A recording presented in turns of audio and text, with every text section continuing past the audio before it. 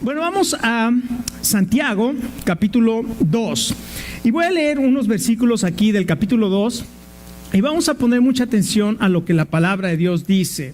Y el hermano Santiago, el apóstol, dice lo siguiente: hermanos míos, la fe que tiene en nuestro glorioso Señor Jesucristo no debe dar lugar a favoritismos.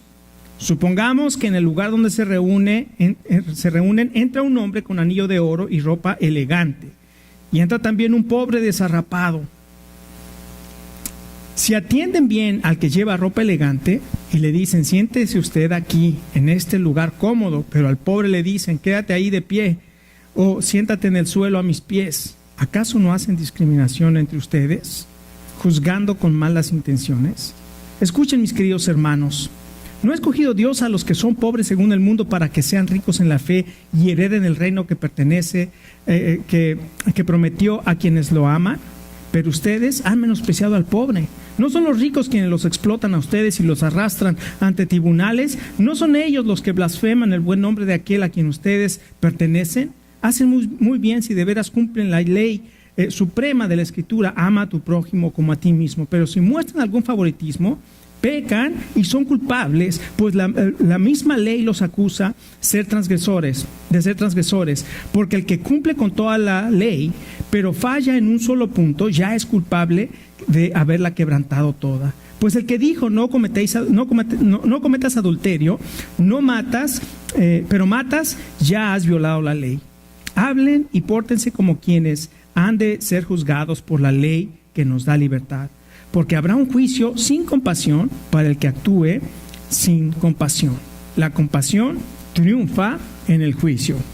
Estamos viendo en esta serie de mensajes, en el estudio del libro de Santiago, estamos haciendo comparaciones y vemos que Santiago lo que hace son contrastes. En su carta escribe muchos contrastes y el día de hoy va a contrastar la fe que se muestra por el amor y la fe que no es verdadera. O hay una fe fingida y hay una fe verdadera, y también nos va a decir que esa fe verdadera se muestra por el amor y esa fe verdadera se muestra a través de la acción. Entonces vamos a ver hoy esos dos puntos. Y déjenme comenzar diciendo y recordando esto. El Señor Jesucristo una vez alimentó a 5,000 personas. Y después de que los alimentó a las 5,000 personas, la Biblia dice en Juan capítulo 6 que la gente lo quería hacer rey. Y el Señor Jesús, sabiendo que ellos lo querían hacer rey, se subió al monte y les dijo a sus discípulos: para que ustedes no se les pegue y se les ocurra que también ustedes deben de estar alabados o que váyanse al otro lado del mar. Y los mandó en una barca al otro lado del mar de Galilea, y él se subió al monte a orar. En la madrugada el Señor bajó, y como no había otras barcas, se tomó el atajo y se fue caminando por el mar. Y al otro día la gente se levantó y fue a buscar al Señor Jesús. ¿Dónde está el Señor Jesús? ¿Dónde está el Señor? Y como no lo encontraron, fueron y dijeron: ¿dónde están las barcas? Aquí solamente había una barca y se la llevaron sus discípulos. ¿Dónde está? Y se enteraron de que estaba al otro lado del mar, y ahí van corriendo, y otros se fueron como pudieron, llegaron donde estaba el Señor Jesús y le dijeron: Señor Jesús, te hemos estado buscando. El Señor Jesús les dijo una de las palabras más impresionantes que pudieron haber escuchado en ese momento. Les dijo: ¿saben por qué me están buscando? ¿Quieren que les diga por qué me están buscando? Porque les di de comer y se saciaron. Por eso me están buscando, porque les di de comer, porque se llenaron sus barrigas. Y les dijo: no me busquen por eso. Búsquenme, y dice: busquen las cosas que a vida eterna permanecen. Y la gente que escuchó al Señor Jesús decirle eso se ofendieron. ¿Y qué dijeron? Vámonos, esta palabra es dura de escuchar, y se fueron y dejaron al Señor Jesús. Y el Señor Jesús volteó a ver a sus discípulos, y ahí estaba Pedro y Juan, tal vez con los ojos cuadrados, así con los ojos de que: Señor, nunca te habíamos escuchado decir esas cosas tan duras. Y el Señor Jesús volteó y le dijo: ¿qué, también ustedes se van a ir? Y Pedro dijo: Señor, ¿y a quién iremos? Si solamente tú tienes palabras de vida eterna. Escuche, la palabra de Dios es una espada de dos filos. Porque al mismo tiempo que es un bálsamo para nuestros huesos, y al mismo tiempo que nos da consuelo y nos anima en los tiempos difíciles, es una palabra que es dura cuando necesita ser dura con nosotros. Por eso es un arma, es una espada de dos filos. Y el Señor Jesús, a través de Santiago, nos está hablando de cosas que son bien duras para nosotros para escuchar, y hay dos peligros que pueden suceder en nosotros. Para el nuevo en la fe, para el creyente que apenas está empezando su caminar en fe, escucha esta palabra y se puede desanimar, es decir, yo nunca voy a poder llegar a ser perfecto, o las cosas que está demandando ahí Santiago de mí, y lo puede desanimar. Escuche. Lo que le está invitando y lo que está haciendo esta palabra, y quiero que lo escuche muy bien, lo que está haciendo Santiago es quererle animar. Usted está en un camino progresando, y no es que le esté demandando perfección, porque tampoco es eso. Le está animando a que usted siga progresando en ese camino y que sepa las cosas que Dios está esperando de nosotros. Y además, hay una cosa maravillosa que yo quiero que cada uno de nosotros entendamos. Y las cosas que Él demanda el Señor Jesús, y lo que estamos viendo aquí en esta carta, es la respuesta de amor. Usted está agradecido por lo que Jesucristo ha hecho por usted. ¿Está usted agradecido por el amor que Dios le muestra? ¿Ha sido usted tocado por ese amor y ese perdón maravilloso que Dios nos ha mostrado en la cruz del Calvario? En respuesta a ese amor, y no por obligación, usted puede hacer estas cosas. No es que las tenga que hacer, sino que usted desea hacerla porque desea agradar a aquel que le ha amado y que le ha mostrado ese gran amor y que ha tocado su corazón. Pero también nos está hablando a los que ya tenemos algún tiempo en la palabra de Dios. Al nuevo le está animando, pero al que ya tenemos tiempo caminando en los caminos del Señor, también nos está dando una fuerte exhortación para que nosotros nos analicemos para ver si estamos caminando verdaderamente en la fe o solamente hemos aprendido el lenguaje de la iglesia. Aleluya, gloria a Dios, hermano. Porque así a veces, aleluya, gloria a Dios, hermano, hermana, y aprendemos el lenguaje de la iglesia. Hermano, no me sé su nombre, pero le digo hermano, no me sé su nombre, pero le digo hermana, y cuando puedo le digo gloria a Dios, aleluya, y no importa, después allá me voy y no leo en la semana, no leo la palabra de Dios, no me reúno, no estoy activo en las cosas de la fe, pero el domingo, hermano, gloria a Dios, aleluya. Lo que está diciendo es, no porque has aprendido un lenguaje religioso, no porque estás viviendo una vida religiosa y te pones un manto religioso los domingos, no quiere decir que tienes una fe verdadera. Entonces es una exhortación durísima que nos está haciendo la palabra de Dios. Y aquí Santiago lo que está diciendo es que la fe es viva y la va a contrastar con la fe muerta. Escuche, hoy el Señor nos va a meter en un CAT scan, en un MRI, y nos va a hacer una radiografía maravillosa y nos va a comparar y va a decir, esto es una fe viva. Esto es lo que está en tu vida. Y nos va a dejar que nosotros podamos ver si la fe que estamos profesando es una fe muerta o si es una fe viva. Así es que aquí habla de las obras.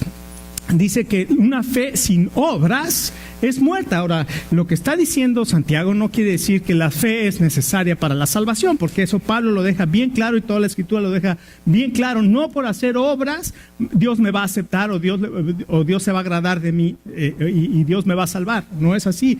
Puede ver Romanos capítulo 3 o Efesios capítulo 2, donde es claro, sobre todo Romanos 3, donde la palabra de Dios dice que Él nos ha salvado por obras, no por obras de justicia. Y dice, concluimos pues que el hombre es salvo, no por las obras de la ley, sino por la fe. Entonces es claro que es únicamente la fe en Jesucristo, en la obra que Él ya hizo, lo que puede salvarnos. Entonces lo primero que va a mostrar aquí Santiago es que una fe viva se va a mostrar en el amor a toda persona. ¿Escuchó?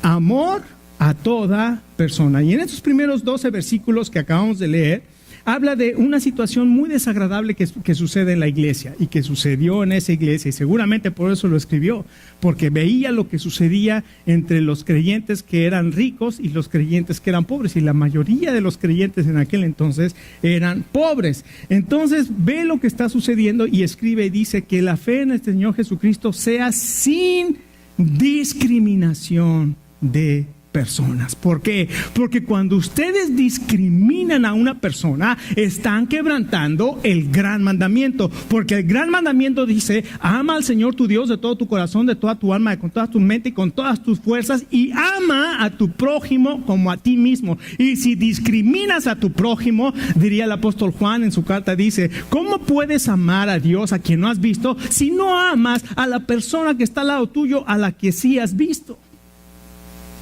¿Cómo es posible? O sea, no podemos ser ilógicos, incoherentes en nuestra fe y decir: lo amo a Dios, pero no puedes amar y haces discriminación con las personas. Entonces los religiosos se jactaban de que no, yo cumplo toda la ley, y déjeme decirle, lo que ellos cumplían ni siquiera es la ley que está escrita en la palabra de Dios. Eran mandamientos de hombres que el Señor Jesucristo les dijo: ustedes, un día llegaron y le dijeron: Señor, ¿por qué tus discípulos no se lavan las manos conforme a la tradición de los ancianos? Y le dijo: ¿y ustedes por qué por su tradición invalidan el mandamiento? Ustedes lo que están haciendo es simplemente poner mandamientos que son de hombres. Porque, escuche, no hay muchas de las cosas que nosotros pensamos que son mandamientos y que nos van a hacer más santos. Eso no son mandamientos, simplemente son mandamientos de hombres que piensan que por eso te van a hacer más santos. Y los religiosos en eso se jactaban: nosotros no hacemos esto, nosotros no hacemos aquello, nosotros no hacemos aquello, nosotros sí vamos aquí, sí vamos allá, y si hacemos esto y sí. Y el Señor Jesucristo les dijo: ustedes solamente de labios me honran, su corazón está lejos de mí. Los religiosos te van a decir: un cristiano no va al cine. Escucha, a ver, enséñame, ¿dónde está ese mandamiento en la Biblia?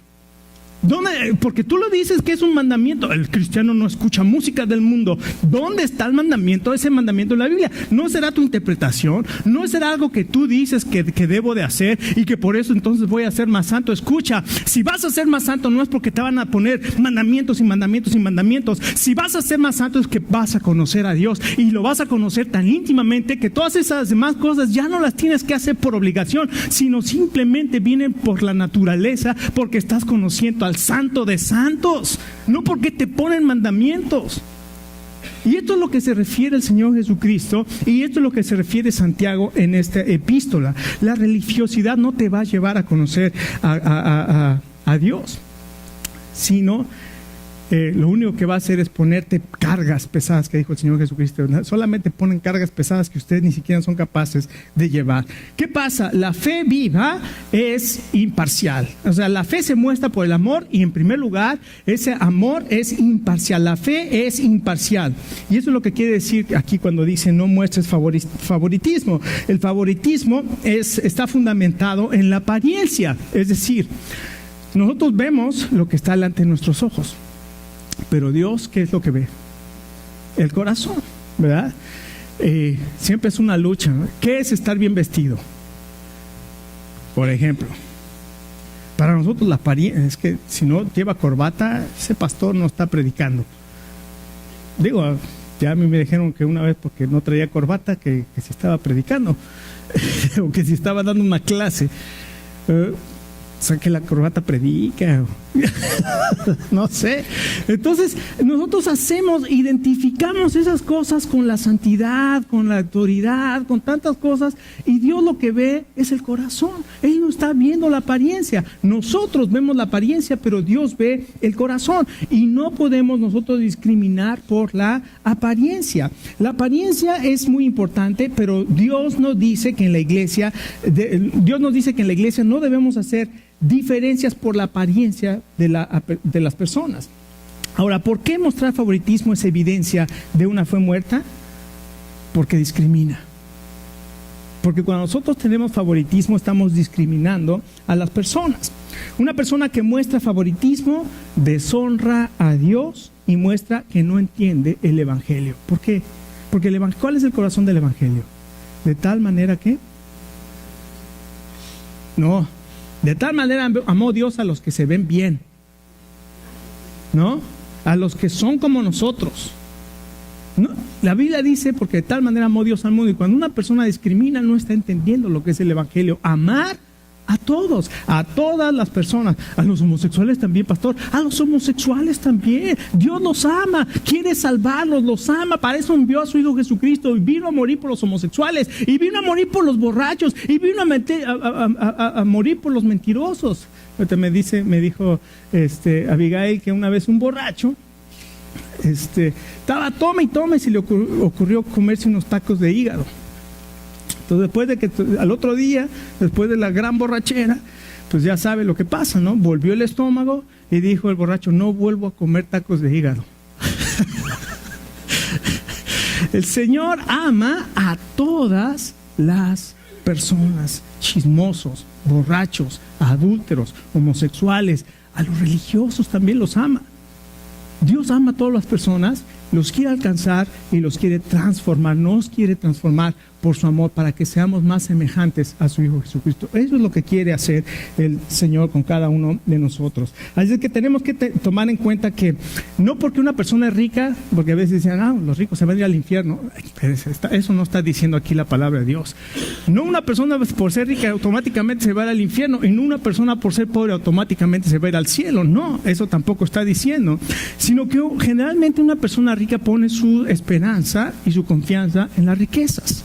Pero hay gente rica que se olvida y dice: esto me lo ha dado Dios para ser un administrador, y voy a ser un administrador para que esto que Él me ha dado le dé gloria a Dios, y su confianza está en el Señor. Y hay pobres que ponen su confianza en el Señor, pero cuando dejan de poner su confianza en el Señor para poner su confianza en otras cosas, son igualitos. Lo que Dios quiere es que pongamos nuestra confianza en Él y no en las cosas, no en nuestra condición. Déjenme preguntarle esta mañana: ¿usted ha sufrido discriminación? Muchos de nosotros, claro, seguro. Ahora, la pregunta más importante no es esta: ¿usted ha discriminado? Esa es la pregunta más importante, porque siempre estamos viendo lo que otros nos hacen a nosotros, pero no estamos viendo lo que nosotros hacemos a los demás. Cuando yo hablo en contra de otra persona, estoy pecando contra Dios y estoy pecando contra mi hermano. Y no nada más estoy viendo: ay, están hablando de mí, ay, están diciendo esto de mí. Escuche, que usted no tiene control sobre lo que otras personas dicen o hablan de usted, pero usted sí debe tener control de lo que usted habla y dice y piensa. Y lo que Santiago nos está diciendo es: no estés buscando pretexto por lo que los demás hacen contigo. Tú debes ser hacedor de la palabra. Y si tú has discriminado, shame on you y shame on me. Digo, porque qué fácil es ustedes. No. Dios primero habla conmigo, y primero tiene que romper este corazón durito, ¿verdad? Y encallecido, y esta mente entenebrecida. Soy humano, pero Dios está trabajando en mi vida. Entonces tengo que arrepentirme y decir: Señor, ayúdame a no ver la apariencia, sino, Señor, a buscar lo que tú ves, a buscar el corazón de las personas. En segundo lugar, no solamente la fe viva se muestra a través del amor, y es imparcial, sino que la fe viva considera toda la ley de Dios. Aquí dice: tú piensas que eres religioso y que guardas toda la ley, pero si tú ofendes en un solo punto, eres culpable de toda la ley. El cristianismo se vive, no se dice. Yo soy cristiano. Ahí dice: bueno, no digas que eres cristiano, actúa como cristiano, vive como cristiano. Y aquí dice: si tú dices que cumples toda la ley, pero hay un mandamiento que no cumples, eres culpable de todos. Ahora, no solamente hay 10 mandamientos, ¿verdad? Como aquel joven que se acercó con el Señor Jesús: Señor, ¿qué debo hacer para heredar el reino de los cielos? El Señor, sabiendo su corazón, le dijo: ¿sabe los mandamientos? Señor, desde la escuela dominical me los aprendí. Los 10 mandamientos, la regla de oro. ¿Cuál quieres que te diga? Señor, no, pues está bien, no estás lejos del reino de los cielos. Ya nada más te hace falta una cosita. Vende todo lo que tienes y dáselo a los pobres. Y se fue triste. Pero él dijo que amaba a la gente como a él mismo, pero no fue capaz de vender y darle a los pobres. ¿Por qué? Porque el Señor le estaba demostrando que él decía que amaba a Dios y que amaba a los demás, pero no fue capaz de hacer. Es muy fácil decir, pero es muy difícil hacer. Escuchen, en la iglesia no debe haber superestrellitas. No, hombre, aquí Siempre hay estrellitas en las iglesias. Siempre hay, yo hago mejor las cosas, yo enseño mejor, yo canto mejor, yo soy mejor administrador, siempre andamos compitiendo en las iglesias, en todos. Escuche, hay una historia maravillosa que escuché de un superatleta. Y en el torneo, en la final del torneo, este equipo, había un equipo que estaba lleno, plagado de estrellitas. ¿Usted conoce el Barcelona? Bueno, más o menos. Plagado de estrellas. Y llegaron a la final por tantas estrellas que tenían, tantos atletas maravillosos. Llegaron al final. Pero resulta que el otro equipo, nadie conocía a los jugadores. Solamente habían escuchado de uno del otro equipo. Y dijeron, pues va a estar fácil. Porque ellos se tienen que preocupar por todas nuestras estrellitas para marcarnos y porque somos muchas estrellas aquí.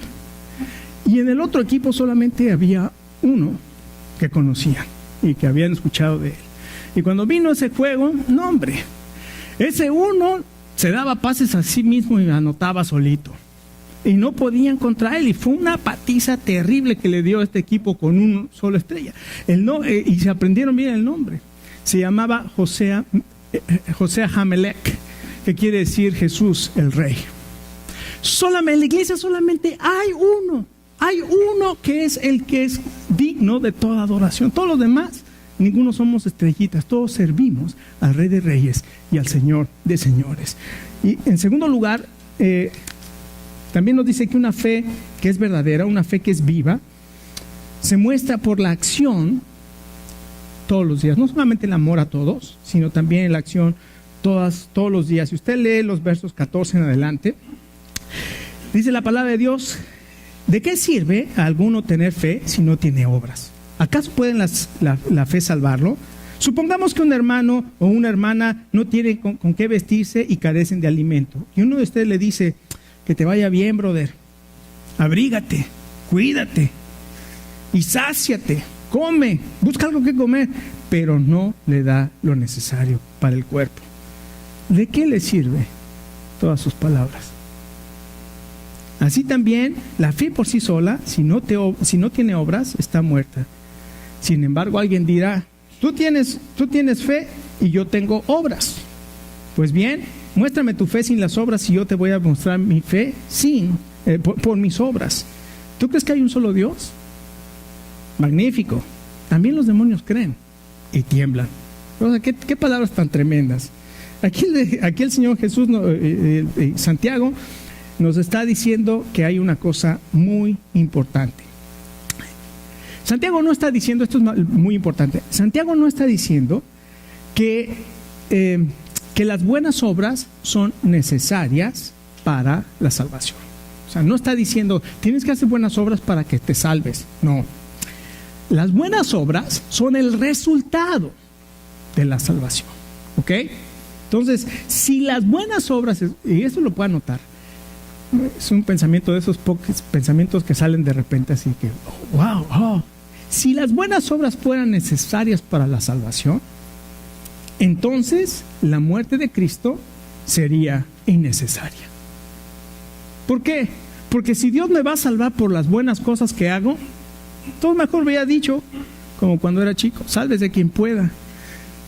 Y cada quien se rasca con sus propias uñas y hagan lo mejor que puedan. Pero como eso no era el plan de Dios, ni eso alcanzaba para nuestra salvación, Dios nos amó tanto que envió a su Hijo a sufrir el castigo que nosotros merecíamos. Y la cruz del Calvario nos recuerda el amor de Dios que ha venido para salvarnos. Y solamente es la fe en ese sacrificio que Jesucristo hizo por nosotros, en el cual murió por nuestros pecados, por el cual fue sepultado y por el cual resucitó al tercer día. Por eso nos salva la fe en la obra de Jesucristo.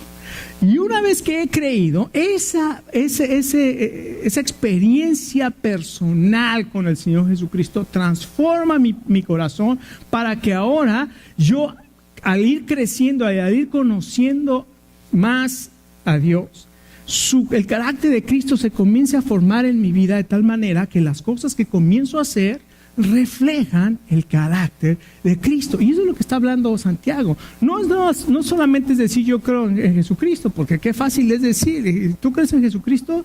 Déjame decirte algo, dice Santiago, también los demonios creen. Y no por eso son cristianos. ¿Verdad? Está tremendo lo que hace aquí. Y dice que hay, y nos da un ejemplo de una fe que es fingida. Y es el primer ejemplo que nos da. Es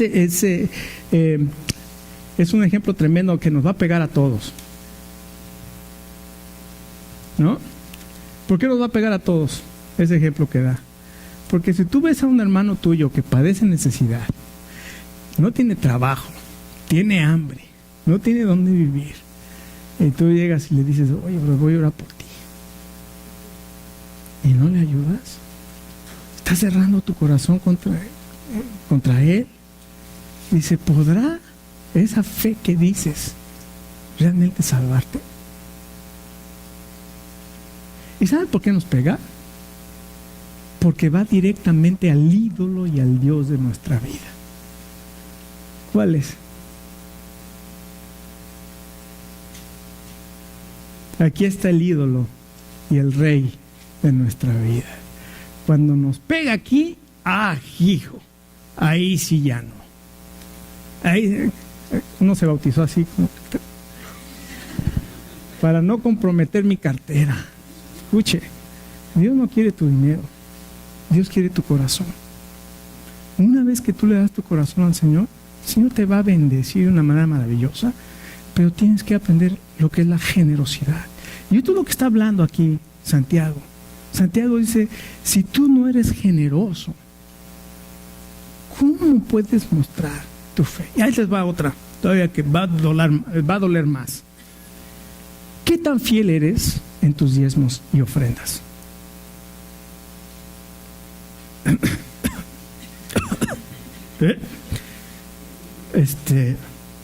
¿No hay una clase del otro lado? ¿Por qué? Porque Dios nos quiere mostrar lo que hay en nuestro corazón. O sea, ¿cómo está? Tenemos ídolos, tenemos somos generosos, somos fieles. Porque lo acaba de leer Juliano hace un momento. Una de las pocas cosas que Dios dice, pruébame, dice, pruébame en esto, trae tus ofrendas y hay alimento en mi casa. Y vas a ver cómo yo voy a derramar bendición sobre tu vida hasta que sobreabunde. Pero, como dice Santiago, muéstrame tu fe sin tus obras. A ver, muéstrame tu fe sin tus obras. No, yo creo, no, Dios es poderoso para hacer mucho más abundantemente de lo que nosotros creemos o entendemos. Trae tu diezmo al alfolí. O sea, porque es muy fácil hablar, pero es muy difícil actuar. Por eso les digo, hoy el mensaje es una radiografía. Esto es lo que Dios quiere, un cristiano sano. Este es un cristiano que está enfermo y que necesita muchas cosas que sanar. En segundo lugar, no solamente es la fe fingida, que es solamente decir pero no hacer, sino da un ejemplo de una fe sincera. ¿Cuál es la fe sincera? Y hay dos ejemplos que da ahí. El primero es Abraham. Y dice, Abraham no fue justificado por el oír, por la fe, y no fue por sus obras. Fíjense, verso 21. No fue declarado justo nuestro padre Abraham por lo que hizo cuando ofreció sobre el altar a su hijo Isaac. Escuche. Y aquí cuando uno ve esto, cualquiera de nosotros diría, no, qué locura, ¿a quién se le ocurre sacrificar a su hijo? A mí no, y si me pide el Señor, de una vez se los digo aquí, me costaría muchísimo trabajo. O sea, yo sé que así de buenas a primeras que me diga Dios, sacrifícame a tu hijo. O sea, de una vez, creo que todos estamos en la misma página, ¿no? Pero escuche, Abraham llegó hasta ese punto porque fue un proceso en su vida. Abraham recibió un llamado y le dijo, sal de tu tierra y tu parentela a la tierra que te voy a mostrar. Y Abraham obedeció y salió. Y en el camino, hijo, aquí está aquí como que no hay comida, vámonos a Egipto. Y se fue a Egipto o llegó con el rey Abimelech. Y el rey Abimelech vio a su esposa y vio a Abraham que le gustaba a Abimelech y le dijo, si te preguntan, di que eres mi hermana, porque si no me matan. Y estuvo dispuesto a que Abimelech tomara a su mujer para salvar su vida. Y lo mismo sucedió en Egipto. También se fue a Egipto y Faraón también vio que la mujer era guapa y le dijo, di otra vez que eres mi hermana. O sea, no fue fácil el camino. Y después cuando recibió la promesa, pasaron 13 años o 15 años y decía, ¿dónde está la promesa? Y Sara le dijo, bueno, mira, como se está tardando la promesa, ¿por qué no tienes un hijo con mi sirvienta? Y Abraham bien obediente, ¿verdad? A tener un hijo con la sirvienta. Y después Dios, obviamente, ese no era el hijo de la promesa y tienen que pasar todavía otros 13, 14 años para que naciera finalmente el hijo de la promesa. Y cuando finalmente nace el hijo de la promesa, después de 17 años que nació el hijo de la promesa, le dice Dios a Abraham, Abraham, ahora sí, sacrifícame a tu hijo, a quien amas. Y Abraham ya había pasado todo ese proceso de aprender a confiar en el Señor. Y cuando Dios le pide, sacrifícame a tu hijo al que amas, se levantó inmediatamente, preparó su asno, agarró la leña, le dijo a sus sirvientes, acompáñenme, vamos a ofrecer un sacrificio a Dios. Llegó al monte Moría y Isaac le dijo, Señor, Padre, tenemos aquí la leña y el fuego, ¿y dónde está el sacrificio? Y Abraham le dijo, no te preocupes, hijo, el Señor va a proveer. Sabiendo lo que iba a hacer, llegó a la cumbre del monte, lo amarró y estaba dispuesto a sacrificarlo cuando el ángel le dice, no, ya he visto que temes a Dios, no le hagas nada al muchacho, he ahí un sacrificio. Y ahí ofrecieron a Isaac. Escuche, qué tremendo, esa es la fe que se demuestra, es la fe sincera que se demuestra con las obras, está dispuesta a llegar a ese punto. Y el otro ejemplo que da es Rahab.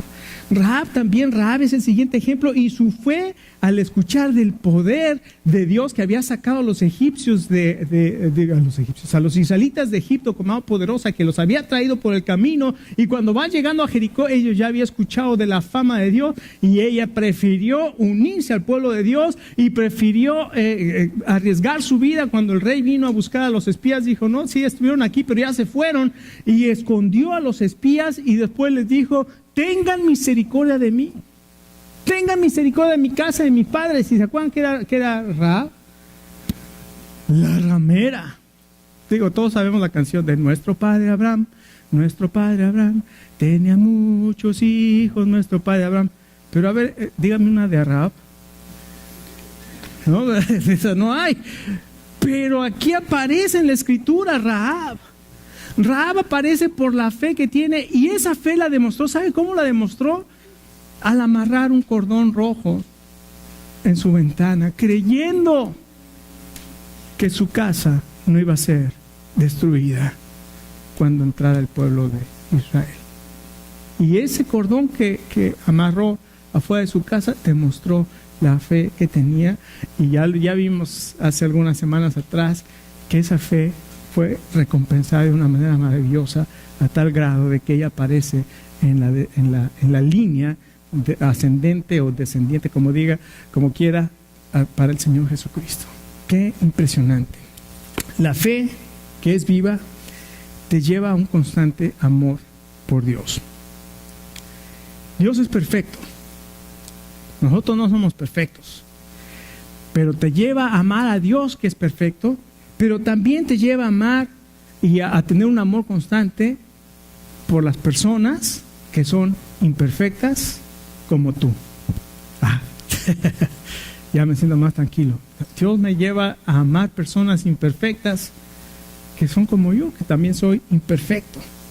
Así es que mientras busquemos madurar en nuestra fe al demostrarlo por las obras, tampoco, si no buscamos madurar en nuestra fe demostrándolo con las obras, tampoco vamos a poder disfrutar de la vida abundante que Jesucristo ofrece. Siempre nos vamos a quedar a medias.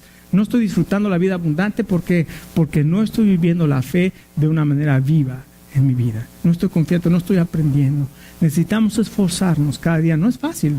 El llamado a ser cristiano no es fácil. ¿Por qué?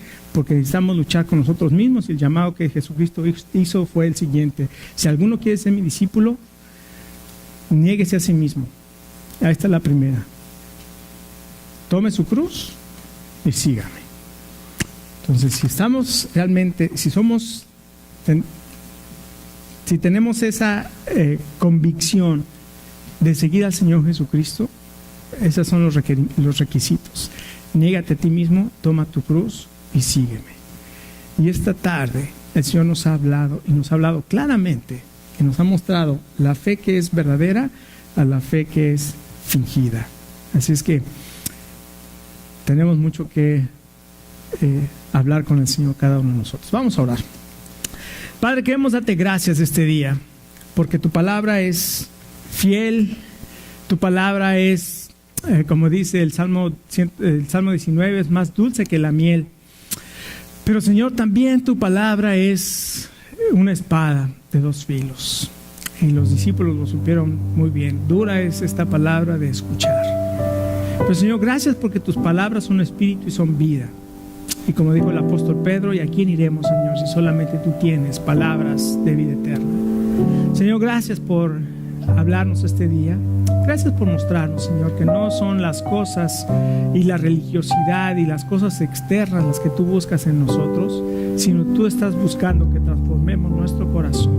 Señor, que sea tu Espíritu Santo, que sea la acción de tu palabra en nuestras vidas, que nosotros pongamos ese anhelo y ese deseo, Señor, para aprender, para crecer, para conocerte. Y Señor, que en ese caminar podamos ir descubriendo tu fidelidad, tu amor, tu propósito, tu llamado para cada uno de nosotros. Señor, te agradecemos este día y oramos